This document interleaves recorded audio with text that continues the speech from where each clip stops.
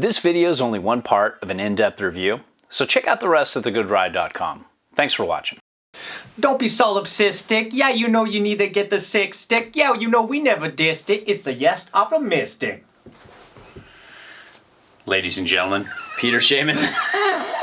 That's pretty much all I got for this review. This is the Yes Optimistic 2020, but it's practically the same as the 2021, so we're just doing a little updated review to talk to you about it in our new format that we like much better than the old one.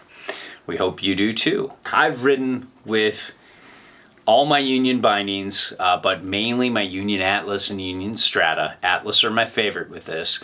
My Adidas Tactical ADVs, and a bevy of other boots and bindings. We've ridden a lot with these guys, and I've ridden this in all conditions, from a little bit of powder to a shit ton of powder to ice to everything in between. And to give you a short summary, the Yes Optimistic for 2020 and 2021 has this ultralight top sheet. The Y has more of the personality of your typical Yes boards that are a little more rubbery, a little more damp. This takes the pop higher, but you lose a little bit of the dampness. And this is just a circle carving champion, a banked slalom circle carving specific type of board that just has wider appeal than it should for what it is. And let's talk sizing. So I've ridden the 54, the 57, and the 51. I haven't gone into the super big sizes. I've never gotten past 61 or whatever it is. And this 51 is my kind of board. Yeah, at my weight, I'm a little heavy for this, and so is Peter. But the boot size being a 9, it just works really well. For shape, it's tapered directional, but not very tapered, and not that far setback on side cut, but there is a good bit of setback on board. So you feel like you're riding back. However, when you engage that side cut, it really feels like you're not that tapered. It really engages and really feels like a little more like you're on a double ender. And it's kind of a cool shape for that. And this is mostly camber. It's their modern camber.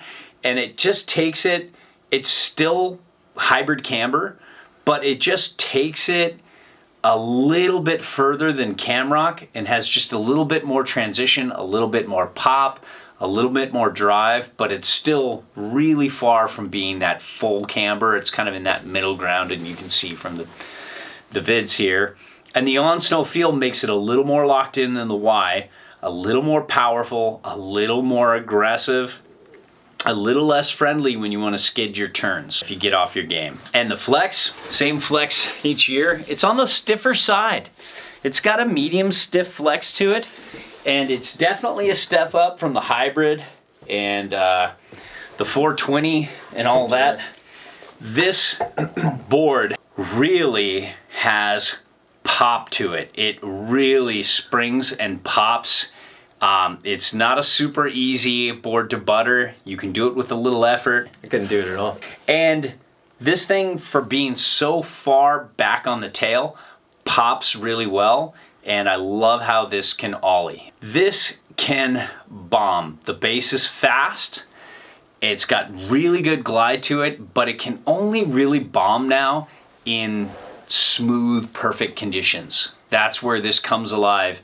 When the terrain starts to get uneven, the groomers start to get just a little messy, you can feel this buck and bounce around more than the 420 Plus, the hybrid here, and the Y. Those boards have a little more dampness in that just micro bumpy stuff. An edge hold, this thing grips like a champ. This underbite right here and right here, you can see this disruption in the side cut. It really grips well. Turn initiation. Yeah, it's definitely doesn't feel quick edge to edge. It reminds me of boards 5-10 times this size. Yeah, but here's the weird thing. Edge to edge, it's kind of slow. It gets faster in powder, set all the way back. But once you get this thing on edge, that deep side cut just You're just coming back around. You're turning back uphill at your buddy who's following you. He's not stoked with you because you're coming right at him. And that's what this thing can do carving wise. And it's just truly a treat to carve. Become your own chairlift. In powder, this is very close to the 420 plus. It's kind of right there with the hybrid. It feels really good in powder. I mean, they even made this in split this year. It feels really good in powder. Like, yeah, unbelievable, especially even for its size too. Like, you just wouldn't think this small of a board's gonna have that much float and that much fun, but it sits on top of the snow really well, and it could be a dedicated powder board. Is it on par with some of the, the spring brake boards? The Jones Mind Expander or the Jones Storm Chaser, is it up there with those? No. Is it up there with the 420 plus? No. But those are some of the best of the best. Yeah. It's like here though. It's still powder. Powder's like sex and pizza. It's pretty much good no matter how it is. It's good all the time. You're controversial topic. All in all, this is a great board and I've loved it year over year. It's been a lot of fun to turn and carve. However, this year, lately, my thoughts and my daily driver, my kind of more fun board has been the hybrid because it came down a size.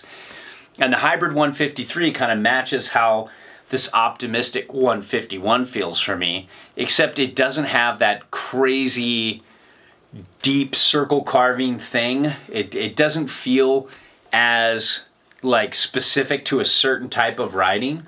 Well, this is still pretty diverse for what it is.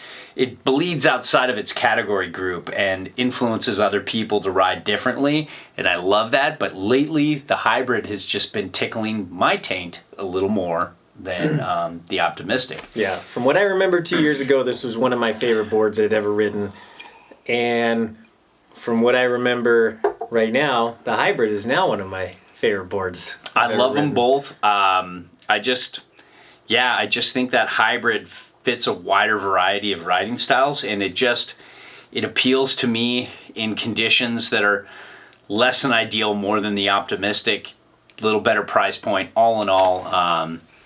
But it still really comes down to you, what you want as a rider, and what tickles your taint. What you want, you got it.